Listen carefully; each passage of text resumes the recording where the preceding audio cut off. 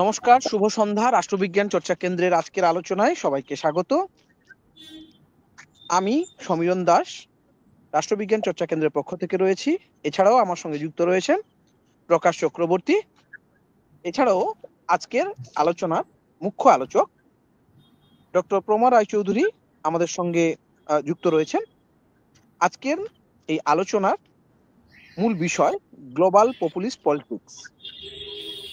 এই আলোচনার আলোচক হিসেবে আমরা ডক্টর প্রমা রায়চৌধুরীকে পেয়েছি। মহাশয়াকে রাষ্ট্রবিজ্ঞান চর্চা কেন্দ্রের পক্ষ থেকে অসংখ্য ধন্যবাদ আমাদেরকে এই বিষয়ের উপরে আলোচনার জন্য সুযোগ দেওয়ার জন্য। আমি মহাশয়ের একটি সংক্ষিপ্ত পরিচয় তুলে ধরছি। Doctor Raychaudhuri, assistant professor of politics, school of humanities and social science, university. আমি মহাশয়কে অনুরোধ জানাচ্ছি আজকের আলোচনাটি শুরু করার জন্য। ধন্যবাদ। অনেক ধন্যবাদ রাষ্ট্রবিজ্ঞান চর্চা কেন্দ্রের উদ্যোক্তাদের। নমস্কার সকলকে, আমি প্রমা এবং আজ আমাদের চর্চার বিষয় হলো গ্লোবাল পপুলিস্ট পলিটিক্স বা সমসাময়িক বিশ্বের জনবাদী রাজনীতি। বর্তমান সময়ে পপুলিজম বা জনবাদ একটি বহুল চর্চিত বিষয়। পপুলিস্ট নেতারা নিজস্ব রাজনৈতিক আদর্শ অনুযায়ী ভিন্ন ভিন্ন মতে অবস্থান করেন অবশ্যই, কিন্তু তাদের মধ্যে কিছু কোর এলিমেন্ট থাকে যেটা নিয়ে আজকে আমরা আলোচনা করব। এই স্লাইডে আপনারা হয়তো দেখতে পাচ্ছেন বিভিন্ন রাজনৈতিক মতাবলম্বী নেতাদের, যাদেরকে আমরা কোনো না কোনো ভাবে পপুলিজমের সাথে যুক্ত করতে পারি। যেমন উগো চাভেজ, ভেনিজুয়েলার প্রাক্তন প্রেসিডেন্ট, তাকে লেফট পপুলিস্ট হিসেবে গণ্য করা হয়। মমতা বন্দ্যোপাধ্যায়, যাকে কিছুটা আমরা সেন্ট্রিস্ট পপুলিস্ট রূপে গণ্য করতে পারি। ফ্রান্সের দক্ষিণপন্থী জনবাদী রাজনৈতিক নেত্রী মারিন লাপেন, তিনিও পপুলিজমের সাথে কিছুটা হলেও তিনি যুক্ত। এবং অবশ্যই ডোনাল্ড ট্রাম্প, যাকে পপুলিজমের টিপিক্যাল একজন প্রতিনিধি হিসেবে আমরা গণ্য করতে পারি। এছাড়াও পপুলিস্ট আন্দোলনও অনেক প্রকার হয়ে থাকে। যেমন একটি ছবি আপনারা দেখতে পাচ্ছেন, এটি খুবই পরিচিত একটি ছবি, অকিউপাই ওয়াল স্ট্রিটের। এবং এছাড়াও স্পেনের ইন্ডিগনাডোস মুভমেন্ট, যেটি ব্যয় সংকোচন বিরোধী আন্দোলন হয়েছিল, সেটিও লেফট পপুলিস্ট আন্দোলন হিসেবে আমরা গণ্য করতে পারি।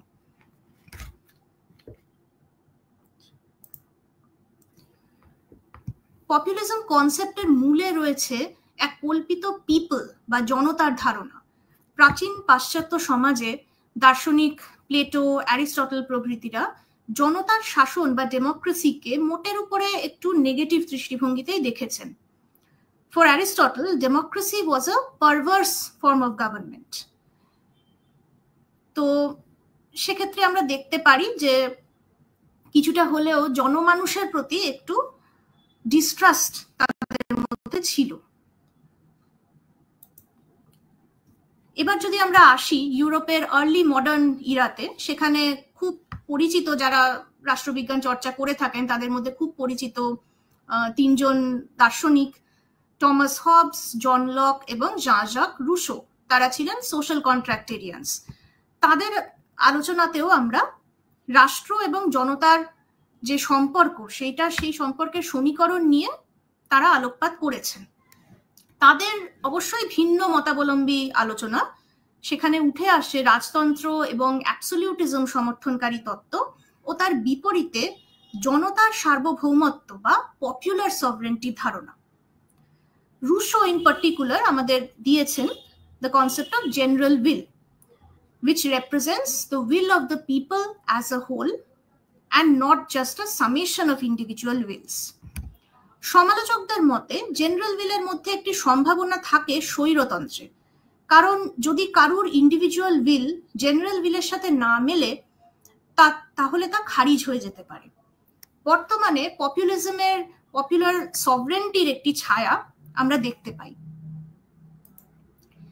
এবার আমরা আসব দুটি হিস্টোরিক্যাল প্রিসিডেন্টে, যা কন্টেম্পোরারি পপুলিজমকে কিছুটা হলেও হয়তো ইনফ্লুয়েন্স করেছে।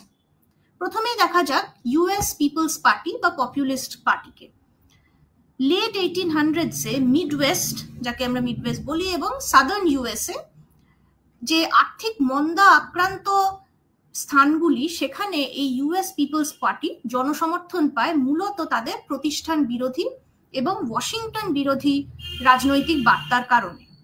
এর কিছু প্রভাব ইন্টারেস্টিংলি আমরা কিন্তু ডোনাল্ড ট্রাম্পের যে প্রথম ইলেকশন ক্যাম্পেইন তিনি রান করেছিলেন সেইখানেও সেই বার্তার কিছুটা ছায়া আমরা দেখতে পাই। এরপরে আসবো আমরা রাশিয়ার বা জারিস্ট রাশিয়ার, ইন পার্টিকুলার জারিস্ট রাশিয়ার নারদনিকদের এক্সাম্পলে। নারদ অর্থ পিপল। এখানে এনারা মূলত, নারদনিকরা মূলত ছিলেন তরুণ শিক্ষিত নাগরিক যারা গ্রামের মানুষ সম্পর্কে কিছুটা রোমান্টিক ধারণা পোষণ করতেন। গ্রামে গিয়ে তারা ব্যক্তিগতভাবে গ্রামের দরিদ্র কৃষকদের জারতন্ত্রের বিরুদ্ধে জাগানোর চেষ্টা করতেন। সেই আন্দোলন অবশ্য সফল হয়নি। হিস্টোরিক্যালি, এবার আমরা রিজিয়ন স্পেসিফিক কিছু ডিসকাশন করব। হিস্টোরিক্যালি পপুলিস্ট পলিটিক্স ও নেতাদের যে বারবারন্ত, সেটা আমরা মূলত ল্যাটিন আমেরিকান রাজনীতিতেই দেখতে পাই। ল্যাটিন আমেরিকান রাজনীতিতে পপুলিজমের তিনটি ওয়েভ আমরা মোটামুটি খেয়াল করতে পারি। প্রথমেই হুয়ান পেরনের পপুলিস্ট শাসন। এখানে আপনি উপর দিকে আপনারা ছবিটা দেখতে পাচ্ছেন, হুয়ান পেরন। তার যে পপুলিস্ট শাসন আর্জেন্টিনায় 40-50-এর দশকে, সেটাকে আমরা কনসিডার করতে পারি। একে বিশ্লেষণ করেছেন জিনো জার্মানির মতন স্কলার। জার্মানি মূলত ইটালিয়ান ফ্যাসিজম এবং পেরনিস্ট পপুলিজমের মধ্যে একটা তুলনামূলক আলোচনা করেছিলেন এবং সেই আলোচনায় তিনি পপুলিজমকে ফ্যাসিজমের দিকে ধাবিত একটি ট্রানজিশনাল স্টেজ হিসেবে গণ্য করেন। পেরনের ন্যাশনাল পপুলিজম আর্জেন্টিনাতে অ্যাব্রাপ্ট টপ ডাউন এক ধরনের মডার্নাইজেশন বা আধুনিকীকরণ, তার ফলে সৃষ্ট একটি যে শ্রমিক শ্রেণী হয়েছিল সেটি ছিল পলিটিক্যালি প্যাসিভ বা নিষ্ক্রিয়। সেই শ্রমিক শ্রেণীকেই পেরনিজম পপুলিজমের পক্ষে মোবিলাইজ করে বা জাগায়। তো এহেন যে মোবিলাইজেশন, সেইটিকে জিনো জার্মানি অথরিটেরিয়ান রূপে চিহ্নিত করেন এবং তার বিপরীতে ইটালিয়ান ফ্যাসিজমকে তিনি টোটালিটেরিয়ান আখ্যা দেন। এবং এক্ষেত্রে আমাদের এটাও উল্লেখ করা দরকার যে এখানে মধ্যবিত্ত বা মিডল ক্লাসের যে রোলটা ছিল সেটাও খুব গুরুত্বপূর্ণ ছিল। লোয়ার ক্লাস বা ওয়ার্কিং ক্লাসের যে অ্যাসারশন, সেইটাকে কিছুটা রোধ করার জন্যই মধ্যবিত্ত শ্রেণী পেরনিজমের সাথে হাত মেলান। পরবর্তীকালে 1990s-এ ল্যাটিন আমেরিকায় পপুলিজমের একটি সেকেন্ড ওয়েভ আমরা দেখতে পাই, যা মূলত আইএমএফ প্রভাবিত, মানে ইন্টারন্যাশনাল মনিটারি ফান্ড প্রভাবিত নিওলিবারাল অস্টেরিটি বা ব্যয় সংকোচনের যে প্রাধান্য সেখানে বেশি হয়। এখানে এই ফেজে যারা অন্যতম পপুলিস্ট লিডার ছিলেন তাদের মধ্যে কয়েকজন হলেন কার্লোস মেনেম আর্জেন্টিনার এবং পেরুর অ্যালবার্তো ফুজিমোরি। বর্তমান সময়ে ল্যাটিন আমেরিকার পপুলিজমের থার্ড ওয়েভ চলছে এবং সেটা বেশ কিছু সময় ধরে চলছে। এই সময়ে অ্যান্টি আমেরিকানিজম, অ্যান্টি ইম্পিরিয়ালিজম খুব প্রোনাউন্সড ভাবে সাম্যবাদী বা সোশ্যালিস্ট অনেক নেতা উঠে আসেন, যাদেরকে মূলত লেফট পপুলিস্ট হিসেবে গণ্য করা হয়। এদের মধ্যে কয়েকজন হলেন, আগেও যার নাম উল্লেখ করেছি, ভেনিজুয়েলার হুগো শাভেজ, ইকুয়েডরের রাফায়েল করিয়া এবং বলিভিয়ার এভো মোরালেস। এনারা বিশ্বাস করেন যে সংবিধান রচনার ক্ষমতা বা পলিসি মেকিং, আইন বানানোর ক্ষমতা, এগুলি প্রান্তিক মানুষের হাতে তুলে দেওয়া প্রয়োজন। যদিও তাদের এগেনস্টেও অগণতান্ত্রিকতা বা গণতান্ত্রিক প্রতিষ্ঠানগুলোকে দুর্বল করার অভিযোগ রয়েছে। সেগুলো আমরা পরবর্তী সময়ে একটু দেখব, আর একটু ডিটেলে দেখব। তো এই হলো ল্যাটিন আমেরিকার, মূলত খুব ব্রিফলি স্পিকিং, ল্যাটিন আমেরিকার যে তিনটে ওয়েভস অফ পপুলিজম। আচ্ছা, এবার আমরা দেখব পপুলিজম ইন ইউরোপ।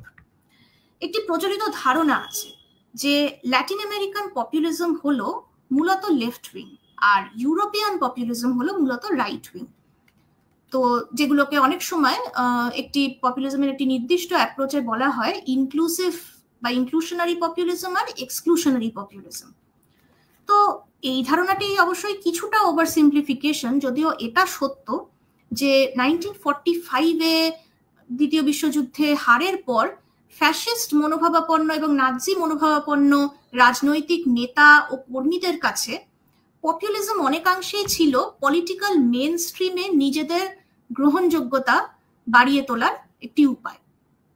এটা আপনারা দেখতে পাচ্ছেন এখানে যে fascism was a truth that dare not speak its name. পরবর্তীকালে ইউরোপের এক্সিস্টিং মূলত যে class based party system, party allegiance system ছিল, সেটা এই কিছু নতুন পপুলিস্ট, মূলত রাইট উইং বা কিছু লেফট উইংও ছিল, পপুলিস্ট পার্টিগুলোর উত্থানের ফলে সেটা ভেঙে যায় বা রাপচার্ড হয়।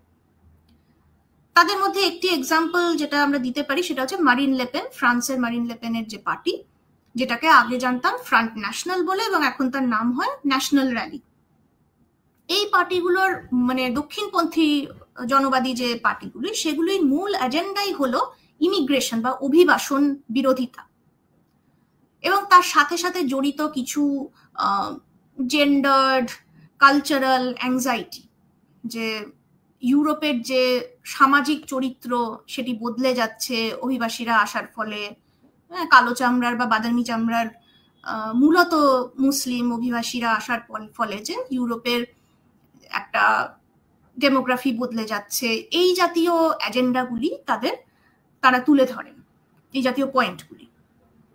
আবার তার সাথে সাথেই 2008 সালের পর থেকে সেই সময়টাতে আমরা অনেকগুলি ব্যয় সংকোচন বিরোধী আন্দোলন, জন আন্দোলন আমরা দেখতে পাই ইউরোপে, স্পেন, গ্রিস, এইসব দেশগুলিতে, সাদার্ন ইউরোপে।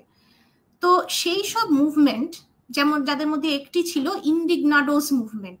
এই কথাটাই আসছে, মানে এটির ইংরেজি প্রতিশব্দ হলো ইন্ডিগনেশন বা অ্যাঙ্গার, রাগ বা রেজ। তো ব্যয় সংকোচনের বিরুদ্ধে ব্যয় সংকোচনের ফলে যারা ক্ষতিগ্রস্ত হয়েছিলেন, সেই শ্রমিক শ্রেণী বা আর্থিকভাবে যারা দুর্বল শ্রেণী, হ্যাঁ, তাদের একটি ক্ষোভের বহিঃপ্রকাশ ছিল এই ইন্ডিগনাডোস জাতীয় আন্দোলনগুলি।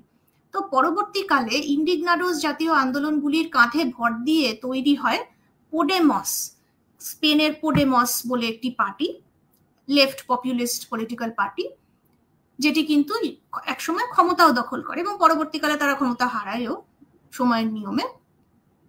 এর সাথে সাথে আমরা গ্রিসের সিরিজা পার্টিটিকেও উল্লেখ করতে পারি, সেটিও অনেকাংশেই লেফট পপুলিস্ট হিসেবে শুরু হয়েছিল। তো এখানে হচ্ছে ব্রডলি স্পিকিং ইউরোপের পপুলিজমের যে সিনটা এখন।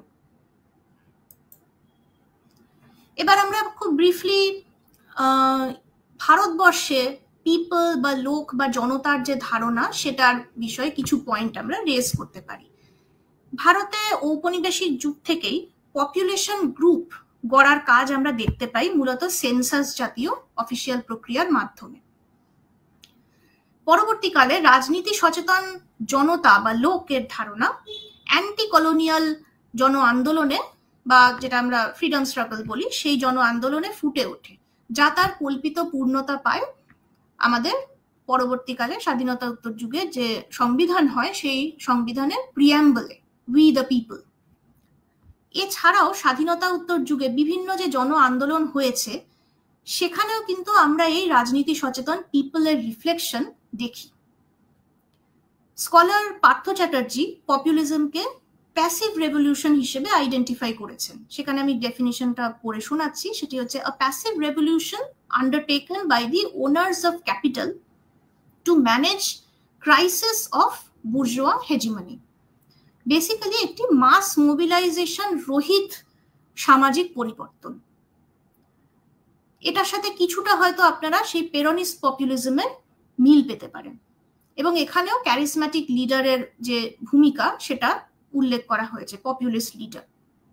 এছাড়াও হিন্দুত্ববাদী পপুলিজমের একটি কনসেপ্ট আছে, যার ধারণায় আমরা পাই এমন একটি পিপলের ধারণা, এমন একটি জনতার ধারণা, যেটি হচ্ছে জাতি মানে কাস্ট নির্বিশেষে, কাস্ট আইডেন্টিটি ট্রান্সেন্ড করে একটি হিন্দু জনতা ধারণা। সেটিও এক ধরনের পপুলিজম, দক্ষিণপন্থী জনবাদী, ব্রডলি স্পিকিং আমরা সেটাকে ক্যারেক্টারাইজ করতে পারি। আচ্ছা, এবার আমরা আসবো পপুলিজম সম্পর্কে যে স্কলারলি লিটারেচার, একাডেমিক লিটারেচার যা আজ পর্যন্ত হয়েছে, সেটির সম্বন্ধে খুব ব্রিফলি একটি আলোচনায়। এই যে এক্সিস্টিং লিটারেচার অন পপুলিজম, সেটি এখনো পর্যন্ত মূলত একটি ফ্র্যাগমেন্টেড এবং কনটেক্সট স্পেসিফিক আলোচনা হয়েছে। মানে ধরুন স্পেনের পপুলিজম, লেফট উইং পপুলিজম, বা ভেনিজুয়েলার লেফট উইং পপুলিজম, বা জার্মানির এএফডির রাইট উইং পপুলিজম, এই জাতীয় আলোচনা।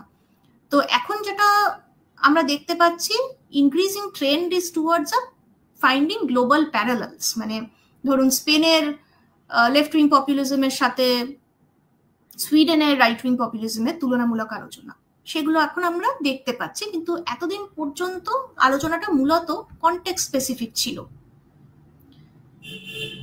এবং তার সাথে সাথে আরেকটি যেটা গুরুত্বপূর্ণ ঘটনা ঘটেছে, সেটি হচ্ছে যে পপুলিস্ট রাজনৈতিক দলগুলি কিছুদিন যাবত, যে কোনো পপুলিস্ট দল, লেফট উইং হতে পারে, রাইট উইং হতে পারে, বা সেন্ট্রিস্ট হতে পারে, সেগুলি সরকারি শাসন ক্ষমতা হাতে পেয়েছে। তাই অপোজিশন বা অ্যান্টি এস্টাবলিশমেন্ট পার্টি হতে ক্রমশ তাদের গভর্নিং পার্টি বা এস্টাবলিশমেন্টের অংশ হিসেবে বিবর্তন ঘটেছে, যেটি খুব ইন্টারেস্টিং পরিবর্তন। কেননা আমরা এরপরেই যেটা নিয়ে আলোচনা করব, যে পপুলিজমের যে কোর এলিমেন্ট গুলো কি, সেখানে আমরা দেখতে পাবো যে অ্যান্টি এস্টাবলিশমেন্ট বা প্রতিষ্ঠান বিরোধিতা কিন্তু পপুলিজমের একটা মূল উপাদান বিভিন্ন অ্যাপ্রোচে। তো সেখানে যখন পপুলিস্ট পার্টিগুলি গভর্নিং পার্টি হয়ে যায় বা এস্টাবলিশমেন্টের অংশ হয়ে যায়, তখন তাদের আদৌ কোনো বিবর্তন ঘটে কিনা বা কেমন বিবর্তন ঘটে, সেইগুলো এখনকার যে লিটারেচার সেগুলো দেখছি। এবং তার সাথে সাথে একাডেমিক মেন স্ট্রিম সেই আলোচনাতেও পপুলিজমের যে ডিবেট সেগুলো কিন্তু ঢুকে পড়ছে। এবং অধিকাংশ ক্ষেত্রে সেই ডিবেট রিভলভ করছে around what is populist and what is non populist. তো সেটা অনেকটা ইন্টারপ্রিটেশনের উপরেও নির্ভর করে। কিছু কিছু স্কলার যেরকম পপুলিস্ট না বলে রিয়াকশনারি বলতে পছন্দ করেন, তো সেগুলো ব্যক্তিগত কিছুটা সাবজেক্টিভ পজিশন থেকেও আসে। আচ্ছা, এবার আমরা দেখব পপুলিজমের কিছু core elements. Firstly, ideological stand point নির্বিশেষে পপুলিস্টরা পলিটিক্যাল এস্টাবলিশমেন্টের বিরুদ্ধে দাঁড়ায় এখনো পর্যন্ত, যার মধ্যে শুধু এস্টাবলিশ পলিটিক্যাল পার্টিগুলোই নয়, established ways of doing politics, মানে আমরা কিভাবে দৈনন্দিন পলিটিক্স করে থাকি, আমরা বলতে মানে ধরুন নেতারা বা পলিটিক্যাল ক্লাসের কথা বলছি, বা ইভেন জনগণ, আমরাও তো কোনো না কোনো ভাবে পলিটিক্যাল। তো কিভাবে এ যাবৎকাল পর্যন্ত পলিটিক্স হয়ে এসেছে এবং পপুলিস্টরা সেটাকে কিভাবে রাপচার করে বা ব্রেক আনে, সেইটা দেখার বিষয়। পপুলিস্টদের মধ্যে এছাড়াও এলিট বিরোধিতা বা anti elitism, anti elite rhetoric একটি মূল উপাদান। এর ফলে সমাজের ও রাজনীতির একটি অংশকে দুর্নীতিগ্রস্ত, স্বার্থান্বেষী ও জনবিরোধী আখ্যা দিয়ে পপুলিস্টরা নিজেদের জনতার একমাত্র এবং সত্যকার মরালি সুপিরিয়র ভয়েস হিসেবে এস্টাবলিশ করে। রিপ্রেজেন্টেটিভ ডেমোক্রেসি বা প্রতিনিধিমূলক গণতন্ত্রের সাথে, যেটা আমরা জেনারেলি আমাদের গণতান্ত্রিক দেশগুলোতে আছে রিপ্রেজেন্টেটিভ ডেমোক্রেসি, সেইটার সাথে তাদের একটা বিরোধ থাকে। কারণ হিসেবে থিওরিস্ট নাদিয়া উরবিনাতি তিনি উল্লেখ করেছেন যে রিপ্রেজেন্টেটিভ ডেমোক্রেসিতে প্রচলিত যে পলিটিক্যাল প্লুরালিজম বা রাজনৈতিক পরিসরে ভিন্ন মতের অ্যাকসেপ্টেন্স, যে যেটা ভলটেয়ারের কথাও রয়েছে যে I might disagree with what you say, but I will defend to the death your right to say it. এই যে বিষয়টি, যেটি মূলত তৎকালীন যে মানে এখনো পর্যন্ত কন্টেম্পোরারি যে রাজনৈতিক পরিসর, সেখানে স্বীকৃত যে বিভিন্ন রাজনৈতিক মতবাদ, আদর্শ সেগুলি একসাথে থাকতে পারে, সেটির বিরোধিতা করে পপুলিস্টরা। কারণ পপুলিস্টরা, এবং কেন করে সেটাতে আমি আসছি, পপুলিস্টরা অ্যাকচুয়ালি পিপল বা জনতার একটি প্যাসিভ, হোমোজেনাস এবং মোনোলিথিক ছবি প্রেজেন্ট করেন। মানে এই কল্পিত যে পিপল, তার যে দাবি দেওয়া বা মত, তার মধ্যে কোনো অন্তর্বিরোধ থাকে না। পপুলিস্টদের মতে তাদের একটি ইন্টারেস্ট হয়, একদম সিঙ্গল পয়েন্ট একটি এজেন্ডা হয়, এবং সেই যিনি পপুলিস্ট নেতা থাকেন বা পার্টি থাকেন, তিনি সেই এজেন্ডাটাকে, সেই পয়েন্টটিকে, ইন্টারেস্টটিকে সঠিকভাবে ইন্টারপ্রেট করতে এবং তুলে ধরতে পারেন। এই পপুলিস্ট নেতা মূলত খুব হাইপার ম্যাসকুলিন হন, এরকম একটি ছবি তিনি প্রেজেন্ট করেন, আগ্রাসী এবং শক্তিশালী রূপে নিজেকে অফার করেন। আপনারা যদি ডোনাল্ড ট্রাম্পের পলিটিক্যাল যে সেলফ ফ্যাশনিং সেটা দেখেন তাহলে কিছুটা আন্দাজ করতে পারবেন। এরকম আরো অনেক নেতা বা নেত্রীও আছেন। ক্ষেত্র বিশেষে অবশ্য অন্যান্য কিছু কালচারাল এলিমেন্ট তাতে ইনক্লুডেড হয় এবং তার সাথে যোগ হয় নেতার যে নিজস্ব পলিটিক্যাল স্টাইল বা শৈলী, কথা বলার ধরন, তার বডি ল্যাঙ্গুয়েজ, তার পোশাক আশাক, এই সব কিছুই তার সাথে জড়িত থাকে যে নেতা হয়ে ওঠার প্রক্রিয়াটা। আচ্ছা, এবারে আমরা দেখব populism as a set of ideas বা আইডিয়েশনাল অ্যাপ্রোচ। আমরা আজকে 3টি অ্যাপ্রোচ এইভাবে স্টাডি করব, যতটা ব্রিফলি পসিবল হয় 3টি অ্যাপ্রোচ কভার করা। তাদের মধ্যে একটি হলো আইডিয়েশনাল অ্যাপ্রোচ। তো এই অ্যাপ্রোচগুলো হলো মূলত scholarly ways of looking at populist movements and leaders and parties. মানে আমরা কিভাবে সেই পার্টি বা সেই নেতার যে কার্যপ্রণালী সেগুলোকে আমরা বিশ্লেষণ করতে পারি এই অ্যাপ্রোচের মাধ্যমে। তো এই প্রথম যে অ্যাপ্রোচটি সেটি আইডিয়েশনাল অ্যাপ্রোচ, এবং এদের যে মূল তাত্ত্বিক হলেন ক্যাস মার্ডার এবং রোভিরা ক্যালটওয়াসার ইত্যাদি স্কলাররা। এই অ্যাপ্রোচে পপুলিজমকে একটি থিম সেন্টার্ড আইডিওলজি রূপে দেখা হয়। এটি সোশ্যালিজম, লিবারালিজম বা ইভেন ফ্যাসিজমের মতো হেভি, ডিটেলড এবং কম্প্রিহেন্সিভ রাজনৈতিক আদর্শ নয়, বরং এতে কিছু কোর এলিমেন্টস আছে, যেমন people, elite, ideology, general will ইত্যাদি, যেগুলো আমরা আলোচনা করলাম। তবে যে কোনো পরিস্থিতিতে যে কোনো অন্য পলিটিক্যাল আইডিওলজির সাথে এটি নিজেকে জুড়ে নিতে পারে এবং খাপ খাইয়ে দিতে পারে। সেই কারণেই ক্যাস মার্ডার মতন স্কলার পপুলিজমকে বলেছেন থিম সেন্টার্ড আইডিওলজি। মানে ক্ষেত্র বিশেষে সেটি হয়তো সোশ্যালিজমের সাথে জুড়ে যেতে পারে, ক্ষেত্র বিশেষে সেটি ফ্যাসিজমের সাথে বা লিবারালিজমের সাথে হয়তো একটু সমস্যা আছে তার, কিন্তু ফ্যাসিজমের সাথেও সেটি জুড়ে যেতে পারে। এই অ্যাপ্রোচে লিডারের ভূমিকা এই আইডিয়েশনাল অ্যাপ্রোচে ততটাও গুরুত্বপূর্ণ হয় না, বরঞ্চ আইডিওলজি বা সেই আইডিওলজি কিভাবে, মানে হোস্ট আইডিওলজি কিভাবে পপুলিস্ট আইডিওলজিকে অ্যাপ্রোপ্রিয়েট করছে এই সবগুলি দেখা হয়।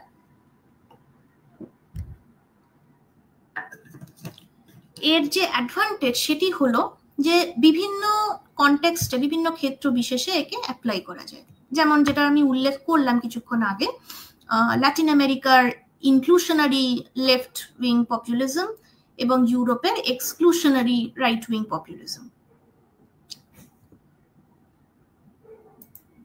আচ্ছা, এবার যে সেকেন্ড অ্যাপ্রোচটি আমরা দেখব সেটি হলো ডিসকার্সিভ অ্যাপ্রোচ, যার মূল প্রণেতা হলেন আর্নেস্তো লাক্লাউ। তিনি একজন পোস্ট মার্কসিস্ট থিঙ্কার। তো এই অ্যাপ্রোচটি অ্যাকচুয়ালি অন্যান্য অ্যাপ্রোচ থেকে একটু স্বতন্ত্র, কারণ এটি পপুলিস্ট আন্দোলন বা রাজনীতিকে ডিফেন্ড করে এবং এর মতে রিপ্রেজেন্টেটিভ ডেমোক্রেসিতে কিছু সমস্যা রয়েছে। রিপ্রেজেন্টেটিভ ডেমোক্রেসি একটি ফ্লড কনসেপ্ট এনাদের মতে, এবং পপুলিজম সেটিকে কারেক্ট করতে পারে। তো ডিসকার্সিভ অ্যাপ্রোচে আসার আগে আমরা ডিসকোর্স কাকে বলে সেটা একটু হলেও আলোচনা করে নিই, যদিও এটা আমাদের স্পেস নয়, তবুও ডিসকোর্সকে আমরা একটি সিস্টেম বা প্র্যাকটিস হিসেবে দেখতে পারি যার মাধ্যমে নলেজ এবং মিনিং এর সৃষ্টি হয়। ডিসকোর্স অবশ্য ভাষার একটি নির্দিষ্ট ব্যবহারকেও বোঝাতে পারে। ক্ষমতা বা পাওয়ার ডিসকোর্সের একটি গুরুত্বপূর্ণ অঙ্গ। মিশেল ফুকো তার গ্রন্থ দি আর্কিওলজি অফ নলেজে বলেছেন, the discourse of a given institution or discipline governs the production of knowledge within it. সেই কারণে এই যে গভর্ন যে কথাটাই রয়েছে সেখানেই বোঝা যায় যে ক্ষমতার প্লে, ক্ষমতার যে খেলা সেটাও ডিসকোর্সের ক্ষেত্রে খুব গুরুত্বপূর্ণ। কামিং ব্যাক টু লাক্লাউ, তিনি বলেছেন যে রিপ্রেজেন্টেটিভ ডেমোক্রেসি প্রবলেম্যাটিক, কারণ তা কোনো ভিন্ন ভিন্ন সোশ্যাল সেক্টরের যে দাবি দেওয়া একটি রাজনৈতিক সিস্টেমে, সেটিকে এক সূত্রে গাঁথতে দেয় না। একটি এক্সাম্পল হিসেবে আমরা দেখতে পারি, ধরুন যদি আমাদের কন্টেম্পোরারি ইন্ডিয়াতেই দেখি, সেখানে ধরুন ফার্মারদের, কৃষকদের কিছু দাবি দেওয়া রয়েছে, শ্রমিকদের কিছু দাবি দেওয়া রয়েছে, যারা পরিবেশ সচেতন তাদের কিছু দাবি দেওয়া, নারীদের কিছু দাবি দেওয়া রয়েছে, হ্যাঁ। এবং সেই দাবি দেওয়াগুলো রিপ্রেজেন্টেটিভ ডেমোক্রেসি লাকলাউ এর মতে যেটা করে সেটা হলো এই দাবি দেওয়াগুলোকে আলাদা করে দেয় একে অপরের থেকে, কম্পার্টমেন্টালাইজ করে দেয়। সেই কারণেই যখন ফার্মাররা মানে কৃষকরা কোনো দাবি তোলেন, তাদেরকে পাঠানো হয় কৃষকদের জন্য নির্দিষ্ট যে ডিপার্টমেন্ট সেখানে, তেমনি নারীদের হয়তো পাঠানো হলো নারী কল্যাণ দপ্তরে সেই দাবি দেওয়া নিয়ে আলোচনা করার জন্য। এর ফলে লাকলাউ যেটা বলেন যে এই দাবি দেওয়াগুলো এক সূত্রে গাঁথা যায় না। পপুলিজম সেই ক্ষেত্রে হেল্পফুল হয়, সহায়ক হয়। সেটা কি করে হয় সেটা আমরা দেখব। এবং এক্ষেত্রে এটাও বলা দরকার যে কৃষকদের দাবি দেওয়া, নারীদের দাবি দেওয়া অনেক সময় আলাদা হয় না, কারণ নারীরাও কৃষক হয়ে থাকেন এবং মানুষের নানা রকম ইন্টারসেকশনাল পরিচিতি রয়েছে। তো তিনি এই পপুলিস্ট আন্দোলনের যে দানা বাঁধার প্রক্রিয়াটি, সেটিকে তিনি তুলে ধরেছেন ডিসকার্সিভ প্র্যাকটিসেসের মাধ্যমে। যেমন একটি টার্ম তিনি বলেছেন চেইন অফ ইকুইভ্যালেন্স। এই যে ডিসকার্সিভ প্র্যাকটিসটি, এটির যে মূল ইন্সপিরেশন তিনি নিয়েছিলেন কমিউনিস্ট রুলড পোল্যান্ডে লেক ওয়ালেসার লেড যে সলিডারিটি মুভমেন্ট, যেটি লেট 1980s আর্লি 1990s আমরা সোভিয়েত রাশিয়ার পতনের একটু আগে যেটা দেখতে পাই, সেই মুভমেন্টের উদাহরণকে সামনে রেখে। তো সলিডারিটি মুভমেন্ট সম্বন্ধে অল্প কিছু কথা বলছি। সেটি মূলত ছিল ওয়ারসো নয়, পোল্যান্ডেরই একটি শহর দানস্কে, যে শিপইয়ার্ড ইন্ডাস্ট্রির যে শ্রমিক, তাদের দাবি দেওয়া নিয়ে সেই সলিডারিটি আন্দোলন মূলত শুরু হয়েছিল। আস্তে আস্তে বিভিন্ন সামাজিক সেক্টর থেকে মানুষ তাদের দাবি দেওয়া নিয়ে সেই আন্দোলনের সাথে জুড়ে গেলেন, এবং জুড়ে যাওয়ার ফলে সেই আন্দোলন এতটাই তীব্রতা পায় যে সরকারের পতন হয়, যেটিকে আমরা কালার রেভলিউশনের অংশ হিসেবে ভাবতে পারি। তো সেটি কিভাবে হয়, এই ক্ষেত্রে লাকলাউ দেখিয়েছেন যে কিভাবে ভিন্ন ভিন্ন সামাজিক সেক্টরে যে আলাদা ডিমান্ড, সেগুলি একটি সূত্রে গাঁথা হয় এই চেইন অফ ইকুইভ্যালেন্সের মাধ্যমে, এবং তার সিম্বল হয়ে ওঠে সলিডারিটির মতন একটি শব্দ, যে শব্দের অ্যাকচুয়ালি হয়তো কোনো অর্থ হয় না, যেটিকে লাকলাউ বলেছেন এমটি সিগনিফায়ার। অ্যাকচুয়ালি সেই শব্দের হয়তো কোনো অর্থ হয় না, কিন্তু সেই শব্দের মধ্যে যারা আন্দোলনকারী তারা নিজেদের মতন অর্থ ভরে নিতে পারেন। তো সেহানো যে আন্দোলনগুলো, সেই আন্দোলনের মূল সিম্বল হয়ে ওঠে সলিডারিটির মতন একটি শব্দ। এবং এই যে আন্দোলনের যে বিভিন্ন দাবি দেওয়াকে এক সূত্রে গাঁথার যে প্রক্রিয়াটা, সেটি করে থাকেন পপুলিস্ট লিডার। এখানে লিডারের ক্ষমতাটা খুব ইম্পর্টেন্ট হয়ে যায় এই অ্যাপ্রোচে। লাকলাউয়ের যে পপুলিস্ট আন্দোলনের ধারণা, সেখান থেকে ইন্সপায়ার্ড হয়ে পরবর্তীকালে পোডেমসের মতন যে লেফট পপুলিস্ট পার্টিগুলো আমরা পাই, সেগুলি তাদের পলিসি প্রণয়ন তারা করে থাকে। এই অ্যাপ্রোচের সমালোচকরা অবশ্য পপুলিজমের যে অগণতান্ত্রিক সম্ভাবনাটা থাকে, পপুলিজমের মধ্যে যে স্বৈরতন্ত্রের একটা বীজ কোথাও লুকিয়ে থাকে, সেটির প্রতি যে নেগলেক্ট, সেটিকে চিহ্নিত করেছেন। এবং সেটি সম্বন্ধে কিছুটা আমরা আলোচনা করতেই পারি। সেটি হচ্ছে যে অ্যান্টি প্লুরালিস্ট, এই যে আইডিয়াটা, যেটি নাদিয়া উরবিনাতিও বলেছেন, যে অ্যান্টি প্লুরালিজম অফ পপুলিজম, রাজনৈতিকভাবে ভিন্ন মত সেইগুলোকে অস্বীকার করা বা কিছুটা হলেও নেগলেক্ট করা।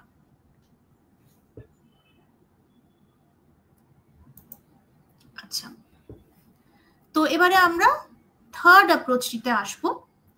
এই অ্যাপ্রোচটি পপুলিজমের পারফরমেটিভ অ্যাপ্রোচ। এটি পপুলিজমের যে এক্সপ্রেসিভ দিকটা সেটা তুলে ধরে।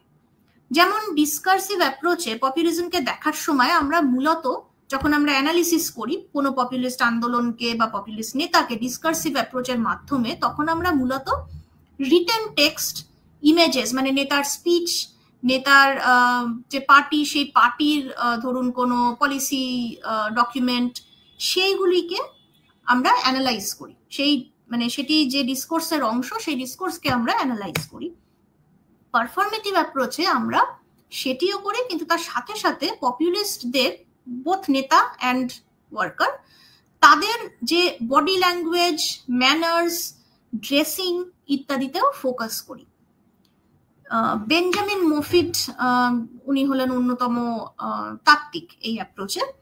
তিনি পপুলিজমকে আইডেন্টিফাই করেছেন এক ধরনের পলিটিক্যাল স্টাইল হিসেবে বা শৈলী হিসেবে।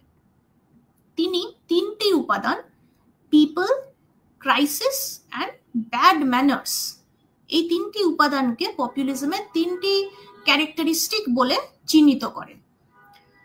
সমাজ ও রাজনীতিতে একটি সেন্স অফ ক্রাইসিস ইনভোক করে এবং সুইফট অ্যাকশনের প্রমিস নিয়ে পপুলিস্ট নেতা জনতার সাথে একটি ইমোশনাল কানেকশন স্থাপন করেন। তো সেন্স অফ ক্রাইসিস কি রকম হতে পারে সেটি ক্ষেত্র বিশেষে বিভিন্ন রকম হতে পারে, কিন্তু মূলত যেটা হয় সেটা হচ্ছে আর্থিক অসাম্য বা আর্থিক সংকট কোনো রকম, এবং তার সাথে সাথে সামাজিক বা কালচারাল অ্যাংজাইটি, যেটার কথা আমরা আলোচনা করছিলাম ইউরোপের যারা রাইট উইং পপুলিস্ট তাদের যখন আমরা উল্লেখ করলাম তাদের আলোচনা। তো অনেক সময় যে আর্থিক সংকট বা ইকোনমিক মানে ফাইন্যান্সিয়াল ক্রাইসিস এবং কালচারাল অ্যাংজাইটি অনেক সময় একসঙ্গে যুক্ত হয়।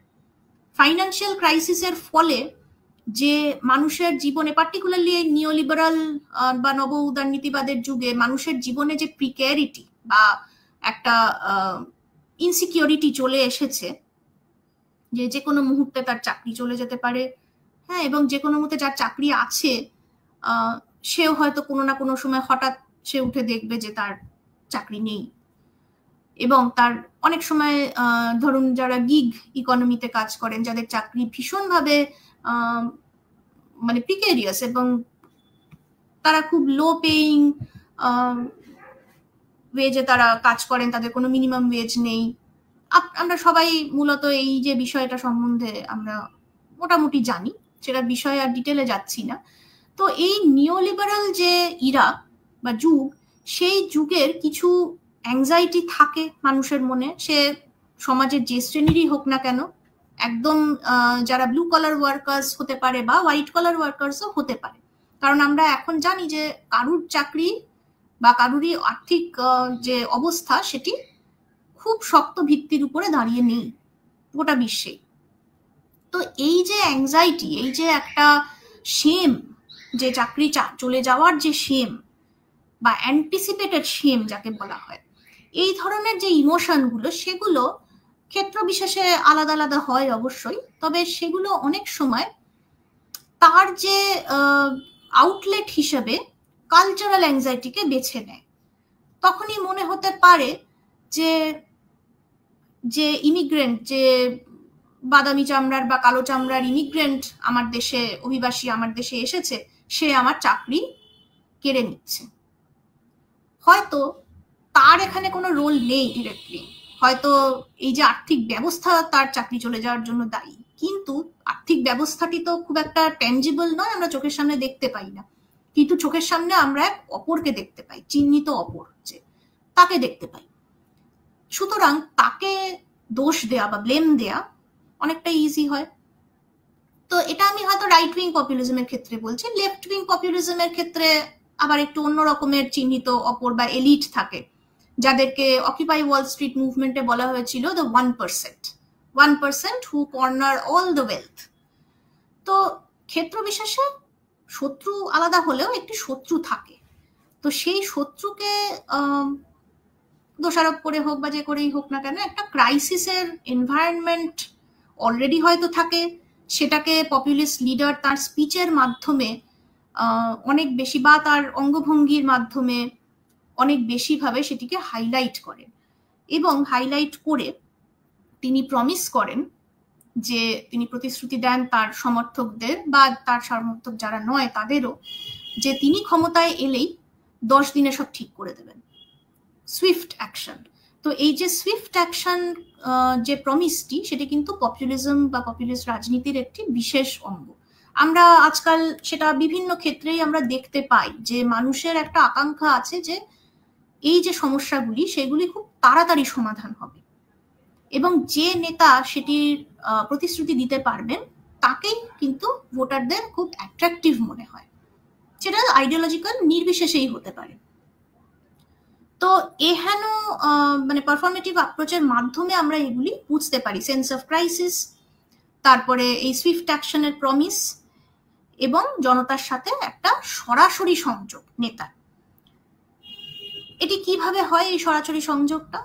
সেটি মূলত তার যে আনকনভেনশনাল ব্যবহার, ধরুন এক্সাম্পল হিসেবে আমরা ডোনাল্ড ট্রাম্পের যে আনকনভেনশনাল ব্যবহার দেখতে পাই, যেটি ধরুন খুব রিসেন্টলি জেলেন্সকির সাথে ইন্টারাকশনে আমরা দেখতে পাই, বা তার আগেও তার যে রাজনৈতিক প্রতিদ্বন্দ্বী যেমন হিলারি ক্লিন্টন, তাদের তিনি তার ক্যাম্পেইন স্পিচে বা ডিবেটে তিনি সরাসরি তাদেরকে মিথ্যুক বলে আখ্যা দিয়েছিলেন, যেটা কিন্তু আমেরিকান রাজনীতিতে যেটা খুব একটা মানুষ দেখেনি বা কোনোদিনই হয়তো দেখেনি, কারণ প্রতিপক্ষের প্রতি একটা ন্যূনতম সৌজন্য রাখা তখনো পর্যন্ত মানুষ বা নেতারা আর কি সেটাকে অ্যাকসেপ্টেবল মনে করতেন। ট্রাম্প এসে তার বিভিন্ন আচরণের দ্বারা নিজেকে যে এস্টাবলিশড পলিটিক্যাল ক্লাস, যার মধ্যে তার নিজের পার্টির লোকেরাও পড়েন, রিপাবলিকানরাও পড়েন, তাদের থেকে, তাদের সবার থেকে নিজেকে আলাদা করে প্রতিপন্ন করলেন। কিভাবে করলেন? এক তো তার যে unconventional style of talking, bad manners হোক বা যে যা কথাই হোক না কেন, খুব ডিরেক্ট কথাবার্তা বলা, খুব ইমোশনালি চার্জড কথাবার্তা বলা, এবং তার পোশাকের দ্বারা সেই যে লাল টুপি পরা, মেক আমেরিকা গ্রেট অ্যাগেন, এইসব স্লোগানগুলো ইউজ করে, তারপরে তার যে ফাস্ট ফুডের প্রতি তার যে প্রেফারেন্স, সেটি অনেক ক্ষেত্রে আমেরিকান যে হোয়াইট ব্লু কলার ওয়ার্কার তাদের সাথে একটা আবেগী সংযোগ স্থাপন করে, এইসব ছোট ছোট ছোট ছোট অ্যাট্রিবিউট। হ্যাঁ, এবং তাকে প্রতিপন্ন করে তার সমর্থকদের খুব কাছের লোক হিসেবে। যদিও এটা আমাদের জানা দরকার যে ট্রাম্প কিন্তু নিজে একজন কোটিপতি বললেও হয়তো কম বলা হবে, তিনি হয়তো একজন মানে মাল্টি মিলিয়নিয়ার বা বিলিয়নিয়ার। তো কিন্তু এটা ইম্পর্টেন্ট আমাদের পক্ষে দেখা, যে তিনি কিন্তু এস্টাবলিশড পলিটিক্যাল ক্লাসের মেম্বার ছিলেন না, তিনি বিজনেস ক্লাসের মেম্বার ছিলেন। সুতরাং তিনি যখন ক্ষমতায় প্রথমবার আসেন, তখনও তার ক্যাম্পেইন স্পিচে তিনি বারবার ওয়াশিংটন বিরোধিতা করে গেছেন, যে ওয়াশিংটনের ওই স্যুট টাই পরা লোকেদের থেকে আমি আলাদা। তো আমি জাস্ট ট্রাম্পের এক্সাম্পল দিলাম, এরকম অনেক পপুলিস্ট লিডার আছেন যারা বিভিন্ন রকমের এলিমেন্ট তাদের সেলফ ফ্যাশনিং বা যে রাজনৈতিক আত্মপরিচিতি তৈরির অঙ্গ হিসেবে তারা ব্যবহার করেন। আচ্ছা, তো এই তিনটি অ্যাপ্রোচ ছাড়াও এরপরে আমরা আলোচনা করব তিনটি এলিমেন্ট নিয়ে পপুলিজম স্টাডিজে, যেগুলো খুবই গুরুত্বপূর্ণ বলে গণ্য করা হয়: ক্যারিজম্যাটিক লিডারশিপ, পপুলিস্ট অর্গানাইজেশন এবং মাস মিডিয়া। এইগুলির কি রোল? প্রথমেই আসি ক্যারিজম্যাটিক লিডারশিপে। প্রথমত যে পপুলিস্ট লিডার, কিছুটা আমি ট্রাম্পের ক্ষেত্রে যেটা আলোচনা করলাম, যে পপুলিস্ট নেতার যে ব্যক্তিগত ক্যারিজমা বা আকর্ষণ, তা তাদের অন্যান্য নেতাদের থেকে স্বতন্ত্র করে দেয়। এই ক্যারিজমা ব্যবহৃত হয় পপুলিস্ট আন্দোলনের ভিতরের কোনো ফ্র্যাগমেন্টেশন, কোনো বিরোধ অনেক সময় ঢাকার জন্য। আমরা এখানে যেরকম মাইকেল স্যাটার, জাম্বিয়ার লিডার মাইকেল স্যাটার একটি কোট দেখতে পাচ্ছি, যেখানে তিনি নিজেকে জাম্বিয়ার রিডিমার বা মুক্তিদাতা রূপে ঘোষণা করেছেন। এটি কিন্তু again usual ways of doing politics এর থেকে অনেকটাই আলাদা। ইউজুয়ালি যারা ধরুন লিবারাল ডেমোক্র্যাট, হ্যাঁ, সিজনড পলিটিশিয়ান, তারা হয়তো চট করে এরকম কথা তারা বলবেন না। এরপরে আসি সেকেন্ডলি পপুলিস্ট অর্গানাইজেশন বা সংগঠনে। এটাও দেখা গুরুত্বপূর্ণ, কারণ পপুলিস্ট মানে not just party but also movement, সেগুলি যে সংগঠন থাকে সেগুলি কিন্তু লিবারাল ডেমোক্রেসিতে আমরা যে সিভিল সোসাইটি বা সুশীল সমাজ দেখি তার থেকে কিন্তু কিছুটা আলাদা হয়। সিভিল সোসাইটির মধ্যে যে প্লুরালিস্ট ভ্যালুস, ইনক্লুসিভিটি ইত্যাদি আমরা দেখতে পাই বা আইডিয়ালি যেগুলো থাকা উচিত, তার থেকে কিন্তু পপুলিস্ট সংগঠনগুলি একটু অন্যরকম হয়। পপুলিস্ট অর্গানাইজেশনগুলি মূলত ক্লায়েন্টেলিস্ট বা গ্রাহকবাদী হয়। ক্ষেত্র বিশেষে তারা গ্রাহক নাগরিকদের, মানে নাগরিকদের তারা গ্রাহক হিসেবে ফ্রেম করে, নানা রকম সোশ্যাল সার্ভিস ডেলিভারি করে থাকে।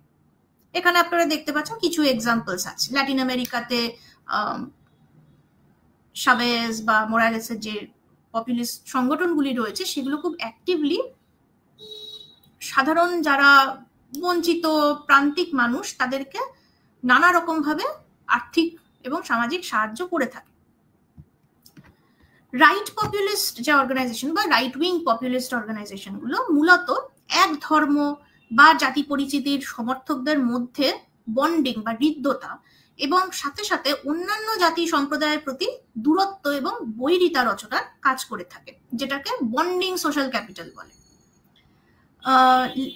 On the other hand left populist organisations, যেমন যেটা বললাম আমি এইমাত্র, শাভেজের বলিভেরিয়ান মিশনেস বা বলিভেরিয়ান সার্কেলস, প্রত্যন্ত এলাকায় প্রান্তিক শ্রেণী বা সম্প্রদায়ের মানুষকে শুধুই যে সোশ্যাল সার্ভিস ডেলিভারি করতো তা নয়, লোকাল পলিটিক্যাল ডিসিশন মেকিং এর ক্ষমতা প্রদান করত। যদিও এর সাথে একটি মানে ফ্লিপ সাইড রয়েছে, যেটি যে শাভেজের মতন পপুলিস্ট প্রেসিডেন্টদের সরাসরি এইসব সংগঠনে হস্তক্ষেপ ছিল বিভিন্ন উপায়, যেমন ফান্ডিং। এই বলিভেরিয়ান সার্কেলস বা বলিভেরিয়ান মিশনের যে ফান্ডিং আসতো সেটা ডিরেক্টলি আসতো প্রেসিডেন্টস অফিস থেকে। তার দ্বারাই কিন্তু একটি অগণতান্ত্রিকতার পরিসর তৈরি করা যায়, এবং যেটাকে স্কলাররা বলেছেন tension between horizontal and vertical স্ফিয়ার্স। মানে হরাইজন্টালি বলতে যে এই যে বলিভেরিয়ান মিশনের মধ্যে যারা লোকাল অ্যাক্টিভিস্ট ছিলেন তাদের মধ্যে যে একটা বন্ডিং, সেটার সাথে শাভেজের মতন যে নেতৃত্ব সেই নেতার প্রতি আনুগত্য, সেইটার একটা টেনশন। মানে যদিও লোকাল লেভেলে কিছুটা ডেমোক্রেসির পরিসর তৈরি হয়েছিল, কিন্তু শাভেজের প্রতি আনুগত্য সেই ডেমোক্রেসির পরিসরটাকে কিন্তু কিছুটা হলেও ব্যাহত করেছিল। আচ্ছা, এবার আরেকটি যেটা খুব গুরুত্বপূর্ণ এলিমেন্ট পপুলিজমের আলোচনায়, সেটি হচ্ছে মাস মিডিয়া। মাস মিডিয়ার কিন্তু খুব গুরুত্বপূর্ণ ভূমিকা থাকে পপুলিস্ট রাজনীতিতে। বলা যেতে পারে যে পপুলিজমে রাজনীতি আর মনোরঞ্জন বা এন্টারটেনমেন্ট, সত্য, অর্ধসত্য ও অসত্যের যে প্রভেদ সেগুলি কিন্তু গুলিয়ে যেতে পারে। সেই কাজটি সম্পাদন করে থাকে অনেকার্থে মাস মিডিয়া। পপুলিস্টরা মাস মিডিয়াকে ব্যবহার করে থাকেন জনতার যে ইমোশন বা আবেগ সেগুলিকে ম্যানেজ বা ম্যানিপুলেট করতে, তাদের সাথে এবং জনতার সাথে ডিরেক্ট এবং ইমোশনালি চার্জ একটা সম্পর্ক স্থাপন করতে, অনেক সময় পার্টিকে বাইপাস করে। সেক্ষেত্রে মাস মিডিয়ায় যে কন্ট্রোল বা মাস মিডিয়ার দ্বারা যে ম্যানিপুলেশন সেটি ভীষণ কাজে আসে পপুলিস্ট নেতাদের, এবং এটিও কিন্তু আদর্শ নির্বিশেষে, রাজনৈতিক আদর্শ নির্বিশেষে হয়। অনেক সময় মিডিয়ার ওনারশিপও হাতে রাখেন পপুলিস্ট নেতারা, যেমন সিলভিও বার্লুসকোনি ইটালির, এবং আরো অনেক এরকম নেতা রয়েছে। টিভি ডিবেটেও আমরা দেখি যে পপুলিস্ট রাজনৈতিক পরিসরে একটা পোলারাইজেশন, যে কোনো ইস্যুর উপরে একটা পোলারাইজেশন বা মেরুকরণ তৈরির চেষ্টা করা হয়, এবং সেটা করে থাকেন পপুলিস্টরা। হয় তুমি আমাদের দলে বা তুমি এগেনস্টে, মাঝামাঝি মানে গ্রে এরিয়া নুয়ান্সেস সেগুলো একটু কমই থাকে। এবং এর সাথেও শাভেজের মতন যারা পপুলিস্ট লিডার তারা যখন ক্ষমতায় ছিলেন, তারা কিন্তু তাদের যে নিজস্ব যে mass media, state owned mass media ছিল, সেখানে কিন্তু তারা তার মাধ্যমে নেশনকে অ্যাড্রেস করতেন, এবং সেই প্রোগ্রামটির নাম ছিল অ্যালো প্রেসিডেন্টে। তো সেইখানে সেই প্রোগ্রামের মাধ্যমে শাভেজ অনেক সময় ডিরেক্টলি জনতার কোনো সমস্যার সমাধান করে দিতেন। কেউ হয়তো কোনো দর্শক বা কোনো অডিয়েন্স তার কাছে কোনো সমস্যা নিয়ে এলো, তিনি সাথে সাথে সুইফট অ্যাকশনের মাধ্যমে তিনি সেই সমস্যার সমাধান করে দিতেন। এবং তার ফলে কি হতো, জনতার সাথে সেই যে একটা ট্রাস্টের সম্পর্ক, একটা ইমোশনাল সম্পর্ক তিনি মানে স্থাপন করার চেষ্টা করতেন এবং সেটাকে মেনটেন করার চেষ্টা করতেন। আচ্ছা, লাস্টলি আমরা দেখব, যেটা আমরা বলছিলাম এর আগে, যে পপুলিস্টরা কিন্তু এখন গভর্নমেন্টের বা এস্টাবলিশমেন্টেরও অংশ হয়ে গেছে। তো এবারে আমরা যেটা দেখব, পপুলিজম অ্যাজ আ রেজিম। তো পপুলিজম প্রধানত জন্ম নেয় রিপ্রেজেন্টেটিভ ডেমোক্রেসির যে ক্রাইসিস বা সংকট থেকে। অনেক ক্ষেত্রে মানে পপুলিস্টরা টার্গেট করেন সেই সব জনগোষ্ঠীকে যারা রিপ্রেজেন্টেটিভ ডেমোক্রেসির যে প্রাত্যহিক যে পলিটিক্যাল প্রসেস তার থেকে মার্জিনালাইজড ফিল করেন নিজেদের বিভিন্ন কারণে। এবং পপুলিস্টরা ক্ষমতায় এসেই তাদের পলিসির মাধ্যমে সেই মার্জিনালাইজদেরকে কিছুটা হলেও ইনক্লুড করার চেষ্টা করেন। কিন্তু সাথে সাথে তারা অধিকাংশ ক্ষেত্রেই আবার রাজনৈতিক আদর্শ নির্বিশেষেই গণতান্ত্রিক প্রতিষ্ঠানকে ভিতর থেকে দুর্বল করে থাকেন। সেটি এখানে আমরা একটি এক্সাম্পল পাচ্ছি হাঙ্গেরির ভিক্টর অরবান বলে যে পপুলিস্ট লিডারের। পপুলিজমকে তাই অনেক সমালোচকই ডেমোক্রেসি আর টোটালিটারিয়ানিজমের মধ্যবর্তী একটি অবস্থান হিসেবে দেখেন, যেমন জিনো জার্মানি বলেছিলেন। আবার যারা পপুলিজমের সমর্থক তারা পপুলিস্ট পলিটিক্সকে বা পার্টিকুলারলি পপুলিস্ট আন্দোলনকে ডেমোক্রেসিরই একটি র্যাডিক্যাল ভার্সন হিসেবে প্রেজেন্ট করে থাকেন, যেমন যারা হচ্ছেন লাকলাউয়ের অনুগামী। তো এইখানে অবস্থাতে পপুলিজমের উত্তর, পপুলিজমকে যদি আমরা অ্যাট অল চ্যালেঞ্জ হিসেবে দেখি আজকের যে মানে কন্টেম্পোরারি দুনিয়ায়, তাহলে পপুলিজমের উত্তর হিসেবে আমরা কি পেতে পারি? মূলত শক্তিশালী গণতান্ত্রিক প্রতিষ্ঠান, সেটির কিন্তু খুবই প্রয়োজন আছে।